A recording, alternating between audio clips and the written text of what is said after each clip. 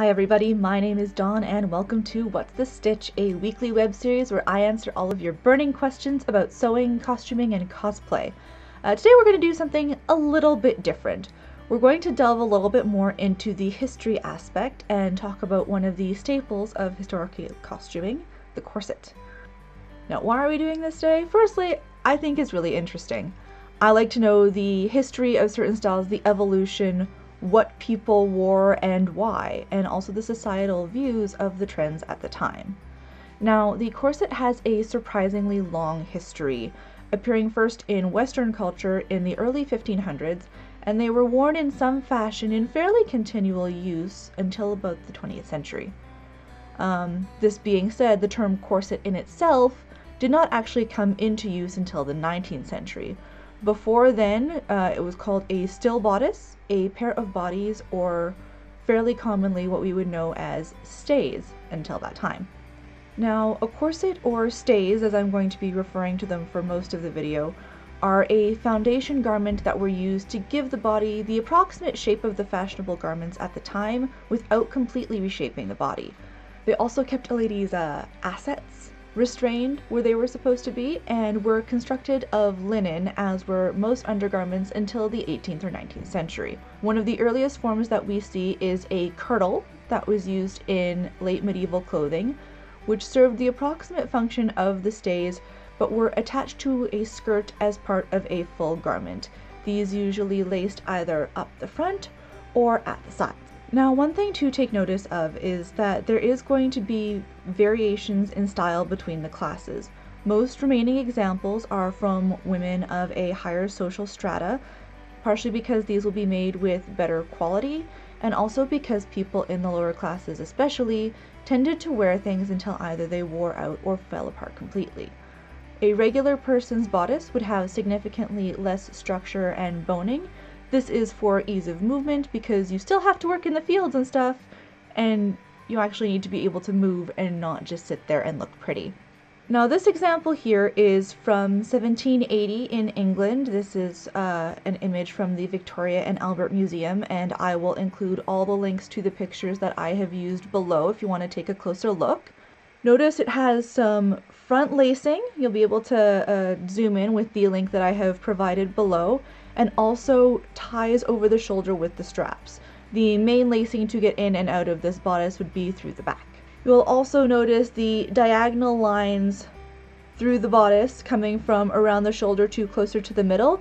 This is again to help keep that shape, and these were usually boned either with cord or with whalebone, though earlier versions, and of course versions for the lower class women, would just be done with reinforced stitching rather than any particularly stiff additions to that structure. Now, in the 15 and 1600s, a lot of women would wear something that was known as jumps. It was basically a sleeveless jacket bodice, styled very much like stays, that tied up the front, had some reinforcement, but didn't have the boning. This was because, of course, as working women, they did require that ease of movement. Most of the more strict corseting was specifically for those who were more active in court and in the upper circles of society. So most people didn't actually require that. This is a set of stays from approximately 1660 from the Netherlands. It is part of the Victoria and Albert Museum collection. I'm going to have the link to this particular entry below if you want to take a closer look at it. Notice that it creates a flat conical silhouette that we see a lot in Elizabethan era portraits. Now, during the 15th century, most of the time for most women, a stiffened kirtle or a less stiffened version of the stays was enough to achieve the fashionable shape. Basically, this was done through layered thick fabric and sometimes lines of stiffening or stitching or starching to reinforce it. As fashion evolved, lines of boning were inserted to allow the bodices to maintain their structure. Most of them stop at the waist or curve briefly over the hips, much higher than the cuirass bodices that we're going to see later in the Victorian era. We're going to talk about those a little bit later in the video.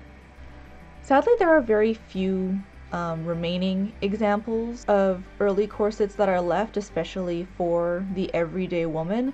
But this is unfortunately because, like I said earlier, People tended to wear things until they were completely worn out if they did not have the financial means to replace them on a regular basis. If a gown goes out of style, you remake it with newer fashionable additions. If it gets too small, you give it to a sister or to a child. If the garment has holes that you can't cover or repair, you can cut it up and make it into accents for a new outfit or clothing for a child or decoration for your home. These early stays remained fashionable through most of Europe until after the French Revolution, where looser, more flowing styles of clothing became the norm. Now, during this time, we also start to see cuffs worked into the corset for the first time. This wasn't something that was done earlier. Now, you'll see in this example that it's a lot less boned and structured than some of these earlier examples of stays. This is due a lot to a change in aesthetic. Before, the styles was to keep the bosom pushed in and pushed up. In this time in the early 1800s, it was more fashionable to keep them more separated. And now we see more styles for a busk as well. This is a piece of wood that once served to keep the front of the stays completely straight, and now it is used to create separation between the breasts. These were often painted for decoration or engraved with different designs. We also see around this time examples of shorter corsets, often ones that wrapped in the front, and some styles that would be vaguely reminiscent of what we would consider to be a long line bra. After all, what is the point of wearing a full corset if you're wearing an empire waist dress that drapes from just under the bust? Now, around the 1820s, the fashionable waistline moved back towards the natural waist. And it's around this time that metal eyelets were introduced to house the lacings, replacing the hand-stitched eyelets of earlier styles. This is really important because until this time, tight lacing wasn't actually possible. If you pulled too tightly, the holes would tear. So all of those films set pre-1820s where ladies are passing out from too tight corsets, that wasn't the thing that actually happened. And in general, wasn't usually something that happened at all. They use it often in historical novels to basically enhance the drama of a situation or the emotional impact of something that has happened, but as a whole, the corsets were actually fairly comfortable to breathe in. Now, in the 1840s, designers introduced something that we who have seen modern corsets will be quite familiar with. This is called a planchet. It is two metal pieces with loops and knobs that link together in the center, so your corset does not have to be relaced every day.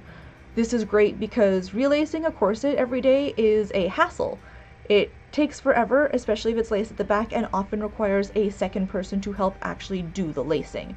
So introducing something that lets you dress yourself would have been a huge improvement.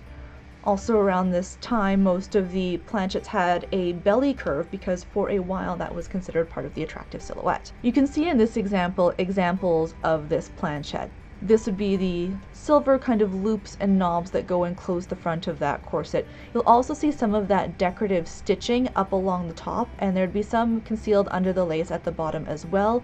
These were used to keep the bones in place and keep them from shifting while doing so in an aesthetically attractive way. Now, this example belongs to the Met Museum collection. This one is circa approximately 1880, and one thing that you'll notice about this one that's different from the earlier examples is that around the Victorian era, among the upper classes especially, corsets ceased to be a purely practical garment. There are pretty embellished versions of silk and brocade instead of simple cotton and linen, because hey, if you have the money, why not go in for the aesthetic? Towards the end of the Victorian era and into the Edwardian, you start seeing the corset flare out and move down over the hips, which is what we would call a cuirass bodice in its most extreme. These ones came down so far over the hips that it wasn't entirely comfortable to sit in, so they were much better if you were planning to be, say, standing for most of an evening or dancing and not where you'd be sitting down a lot. These corsets were often very light, usually one layer of fabric. They were starched within an inch of their lives as the final step in production to help them keep their shape.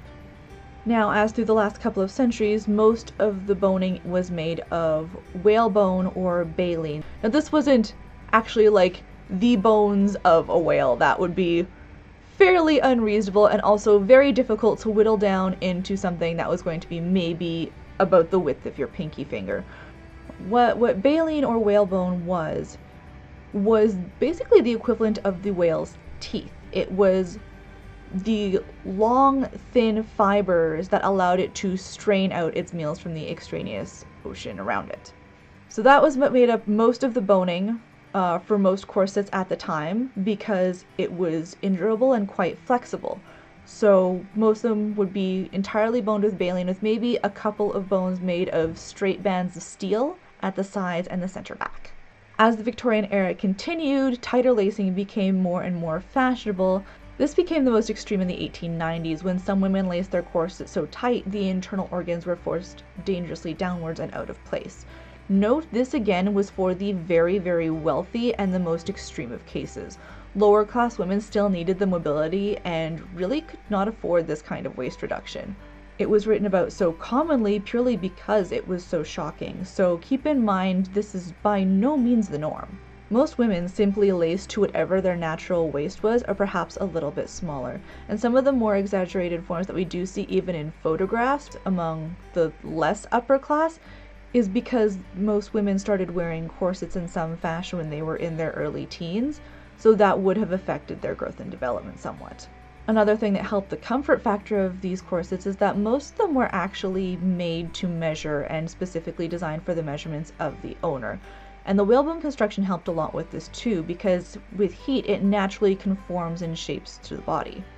So it's not something that's entirely stiff and forces your body into a certain shape, but would actually conform to your shape and just kind of highlights it like we would think of a pair of Spanx today. Now, needless to say, physicians were really alarmed by the extremes that some women were going to, and some of them were just against corsets as a whole. It's the never-ending cycle of fashion. People expect a certain aesthetic ideal, but will criticize you if it looks like you've made any effort to actually get there. Think of the predilection for quote-unquote natural makeup today. There's bare face, and then there's having to spend 20 minutes to look perfect, but also look like you're theoretically not wearing makeup at all. The physicians at the time also insisted that, in addition to damaging the hearts and lungs, this kind of unnatural shaping led to circulatory problems, reproductive issues, and a laundry list of other serious defects, including tuberculosis. Now, most of this has absolutely no basis in fact. We know, thanks to modern science, that things like TB and consumption, quote-unquote consumption, were not caused by corsets. However, the extreme cases of tight lacing would actually probably have caused circulatory problems and reproductive issues for those who had gone to such extremes as to utterly reshape their bodies to a 17-inch waist. That being said, it did prompt a shift in style to less harmful designs and looser clothing as a whole as time wore on. A man named Dr. Gustav Jaeger proposed some supposedly healthier alternatives. Most corsets at the time were strapless, and he proposed ones that went back to a shoulder strap to put less stress on the hips. Considering a lot of women were wearing heavier steel and cage bustles and a number of petticoats at the time, this wasn't a terrible idea. He also suggested the use of wool as alternative to silk or cotton because of its moisture wicking properties. Linen did this too, which is one of the reasons why linen was used as underclothes for such a long time. But because linen had become unfashionable towards the end of the Victorian era, he wisely decided to stress the merits of wool so as not to appear antiquated. As you can see in this example, he also recommended undyed wool because he believed that fabric dyes contained harmful chemicals that would absorb into the skin. And he definitely wasn't wrong, especially in the cases of certain green dyes that were created using arsenic. That's just one example. We're going to be talking about the history of dyes and dye craft in a later video. From Jaeger's corset design, his company expanded eventually into a full range of undergarments for both men and women. That would be petticoats, chemises, and breeches, and eventually expanded into general clothing as well, including jackets, trousers, and even bedsheets. These ideas of dress reform were embraced by groups like the Rational Dress Society in the 1880s. They campaigned against restrictive fashions to a point where their arguments prevail today, the belief that women should forsake heavy undergarments and corsets as they restrict movement. The introduction of new sports like bicycling and lawn tennis assisted growing preferences towards functional clothing, and this is also where we see the bloomer movement come into play. So we've got those lovely poofy pants that tucked into a pair of tall boots, which would give something of a fashionable silhouette with the practicality of actually being able to move. However, they were considered quite shocking at the time because most women did not wear anything resembling trousers. Now, the early 1900s is where we see another shift in style. This is where we get the beginning of the Edwardian era, and also in 1901 where they introduced the S-bend corset. A lot of you will be familiar with this from something called the Gibson girl style. This is where we're looking at the small waist, the slimmer skirt, the more poofed out, rounded bodice with a slight forward bend to it, and that very large, poofy hairstyle. Now, this Edwardian corset with the S-bend was supposed to be a health corset, allowing for breathing room, as it most of the time came down below the bust and only constricting the waist. Not exactly the best idea for a healthy alternative, especially because it forced the back into an unnatural position, but unfortunately at the time they didn't really know any better. And again, something to keep in mind, a lot of what we see in period advertising is very exaggerated and idealized, very much like the fashion figures that we see today and like modern examples of advertising in lingerie, meaning this lacks any kind of diversity in representation. There were often, at the time, even ways to manipulate photographs to a point to make the waist appear smaller. So sometimes if you look really closely at Victorian and Edwardian era photographs, you can actually see the areas where they were touched up and did take a couple of inches off the subject's waist. Here we also see the continuation of corsets as a lingerie item. You're seeing a lot more silk and lace edging and just some really beautiful embroidery at the time as well. The ideal body shape shifted again by the 19-teens to achieve the look of a fuller bosom. Like I said earlier, corsets no longer came up to cover the bust but ended just below the curve of the breasts, and traditional corsets started to be split into two separate pieces. These would be earlier designs of the brassiere and the girdle. This new trend signaled the end of the corset in mainstream fashion. By the 1920s, the structured hourglass shape was actually done away with entirely. This was partially due to material rationing during the First World War and the new freedoms that women were exposed to during this time as well. This new freedom of movement was vital for women in the workforce while the men were at war, those who were repairing airplanes, working in munitions factories, and once the war ended and that rationing stopped, they saw no reason to go back to that earlier form of restriction. And of course, there are still those who wear corsets today. Sometimes it is a fashion choice or something that would be worn more for the bedroom or for costuming, but others have been recommended variations of it as an ongoing treatment for scoliosis. Thank you for joining me. If you enjoyed that, hit the like button, and if you want to be notified when I post a new video, hit that bell. If you have any other questions about sewing, costuming, or are curious about the history of different clothing items, or if you have any other interesting tidbits about the history of the corset, leave a comment below and I'll be sure to address them in another video. Thank you so much, and I'll see you all next week.